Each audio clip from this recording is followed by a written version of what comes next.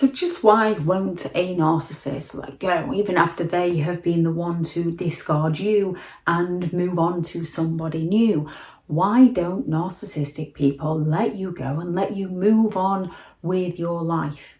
Narcissistic people are interesting creatures, and they are creatures of habit. They have a pattern of behaviour that is based around the criteria of the disorder itself, and due to that criteria is usually the reason why they can't let you go. A narcissistic person can cheat on you with somebody new, and while they're gaining the attention from that somebody new, they lose interest in you. However, they often keep a watch over you. So when they see you doing well, when they see you doing better, and when the new supply isn't working out as they had hoped for, they might come back to hoover you.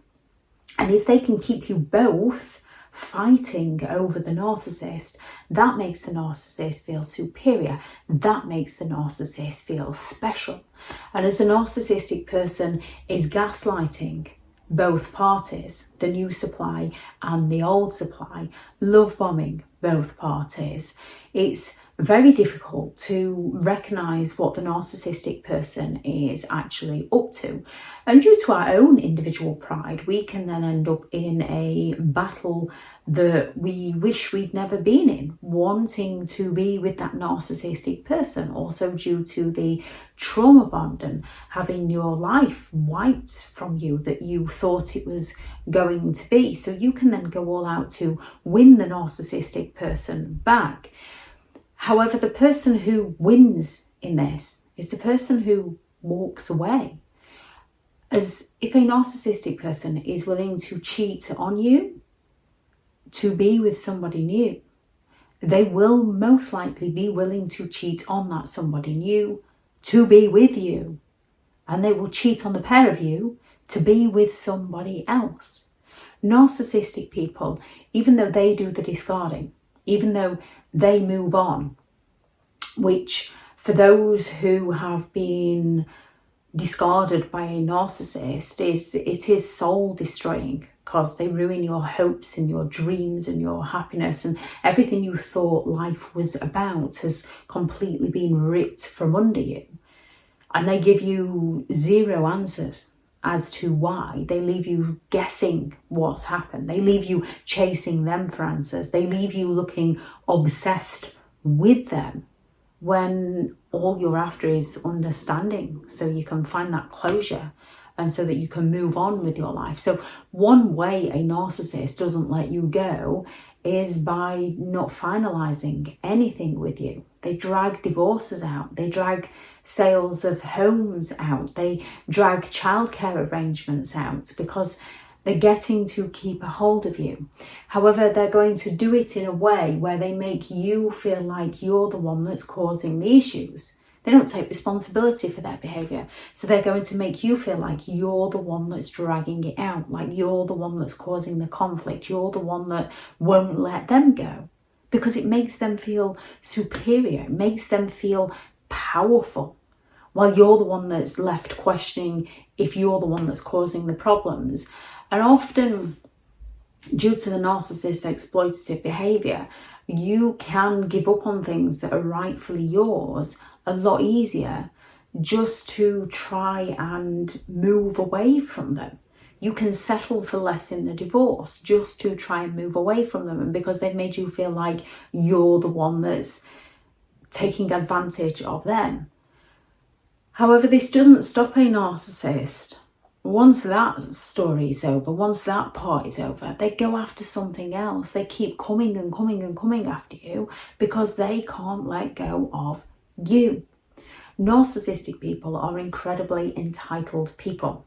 They are extremely exploitative people, and they lack the empathy to care for how their behaviour affects you.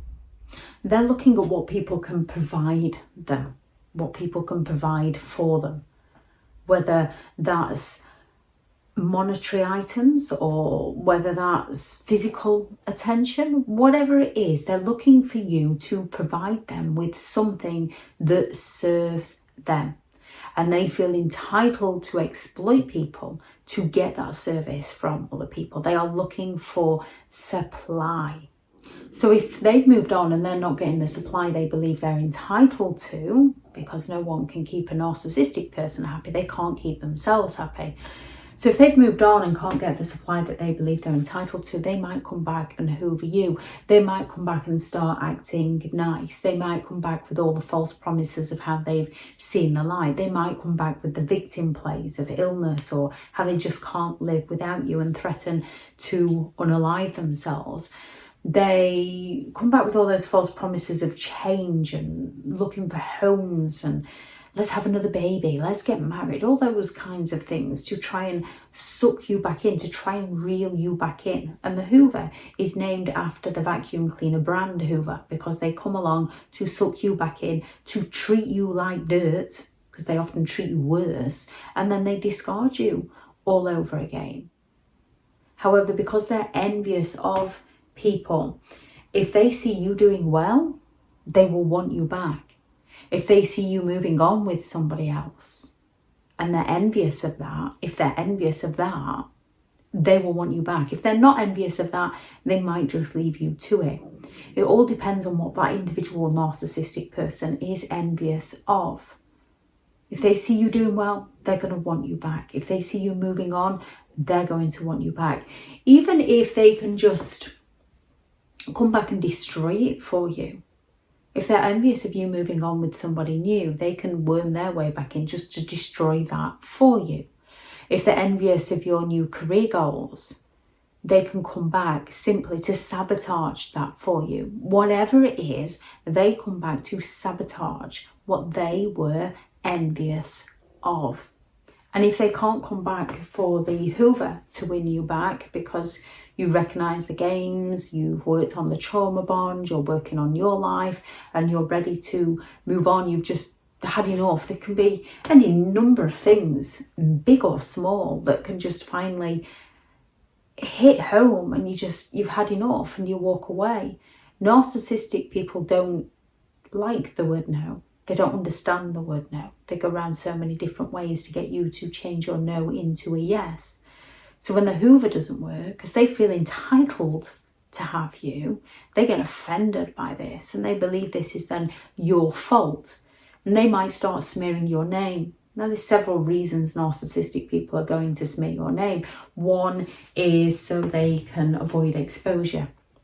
So they can avoid taking responsibility by putting all the blame on your door, by ruining your reputation, by ruining your credibility, by stopping you from getting that job. Narcissistic bosses will do this when you've had enough of their mistreatment of you and try to get a new job. They will sabotage new jobs for you. They will put bad references in to stop you from moving on, because somebody's narcissistic ex is somebody's narcissistic boss, parent, friend, child. It's who they are. It's the criteria within them. So they might not let you go, as in letting you go when they try to win you back, even after they discarded you. Or they might not let you go by sabotaging your life, by smearing your name, by stalking you. However, they stalk you in such ways that kind of go through the loopholes, so people can't actually step in and do anything to protect you, to help you. No matter how much you try, you can go and get non-molestation orders and restraining orders out on them, and they will find the loophole because they're exploitative people. And as they do exploit people, they find it easy to find that loophole because they feel entitled to contact you. They don't see why they should have to be stopped to contact you. They just believe you're the one with the problem. So even getting court orders out to try and end their games often doesn't work with these kinds of people due to the very nature of these people, due to the fact that they are a creature of habit and their habits are to be exploitative. They believe they're entitled to exploit people and they lack empathy to care. However, they do fear exposure. When it comes to exposure, they might try to win you back to avoid being exposed, or they might smear your name to avoid being exposed, or they might ghost you. Narcissistic people are looking for a supply, whatever supply it is to that individual narcissist. So some are looking to sell the illusion to the outside world of the perfect family and the perfect family home, so they will try and keep their family together at all costs. Not for the family, for the outside image. Some are looking for the attention, the admiration. Some are looking to be known as the person that can get many partners, and they're looking to gain many partners. It depends on that individual narcissist and what that individual narcissistic person is after. But they are looking for supply.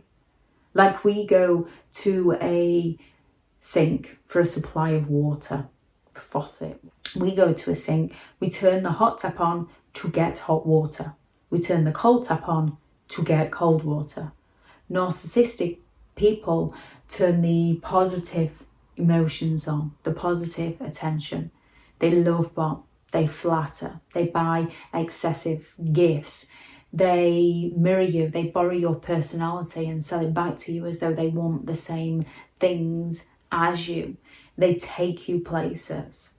They do kind things for you to later down the line throw it back in your face and claim, after all I've done for you, which shows they only did it to use it against you.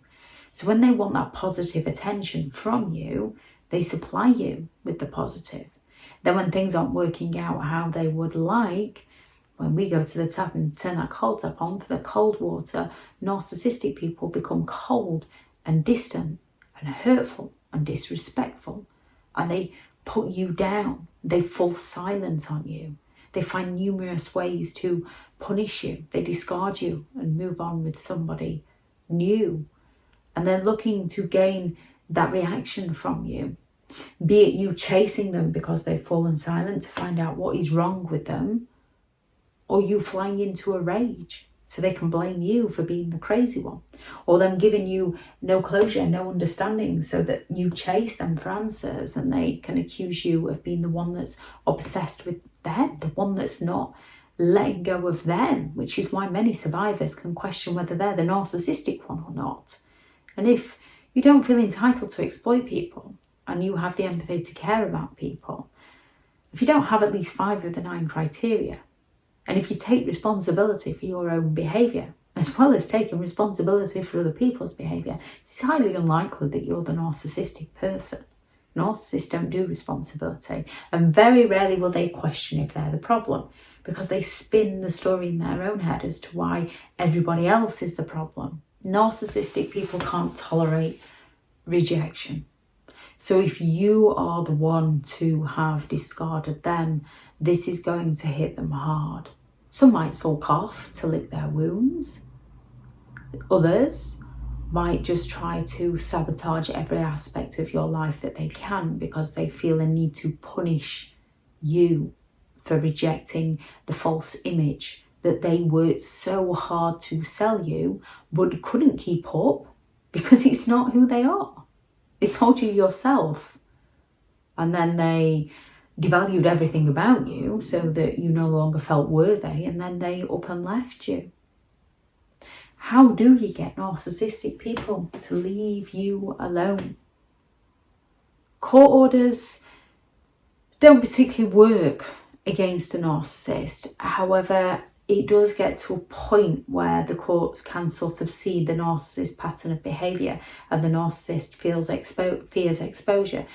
They will still blame you for it. They will still blame the courts for it. It'll be the judge's faults. It'll be everybody else's faults because the narcissist will not recognise where they went wrong.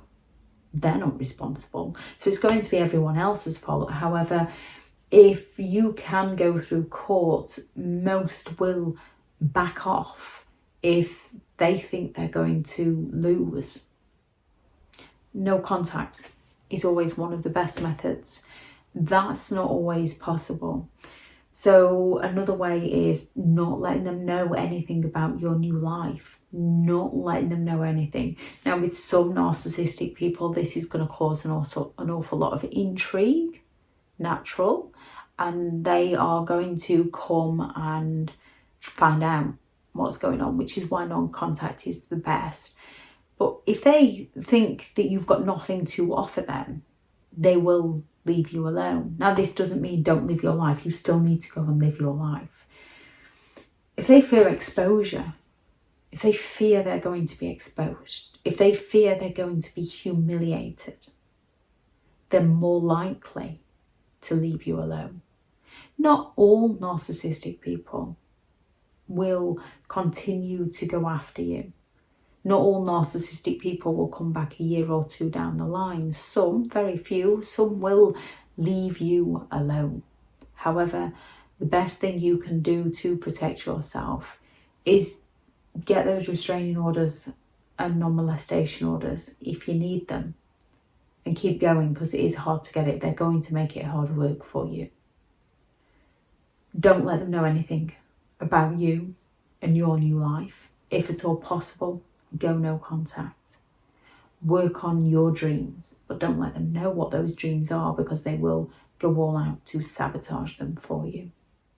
If anyone has any thoughts on this video, please do add those into the comments. Thank you very much to all the returning subscribers and your continued support with the channel. It's greatly appreciated. If you are new to the channel, I'm Elizabeth Shaw. This channel is all about narcissistic behaviour, to give you more understanding of the people you might be dealing with within your life, how to handle yourself around those people if you cannot go no contact, and different methods to find what works for you to help you understand and overcome narcissistic and emotional abuse. If you do find the information helpful on the channel, then please do subscribe. If you are looking for further help and support in understanding and overcoming narcissistic and emotional abuse, I do have several online guides available, and those teachable links are in the video description. If you're looking for someone to speak to, I have partnered with BetterHelp, and their sponsored link is also in the video description. Go out there and create the day that you deserve, because you do deserve to have an amazing day. Bye.